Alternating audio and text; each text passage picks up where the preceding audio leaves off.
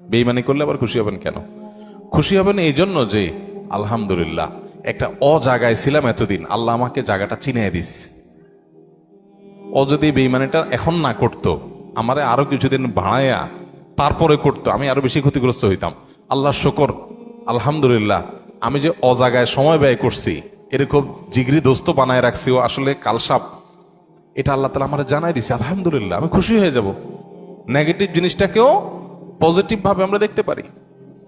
যত হতাশা আছে, এই হতাশা দূর বেশিরভাগ ক্ষেত্রে হয়ে যাবে শুধু মেন্টালিটি পরিবর্তন করলে। আল্লাহ আমাদেরকে সেই তৌফিক দান করুন।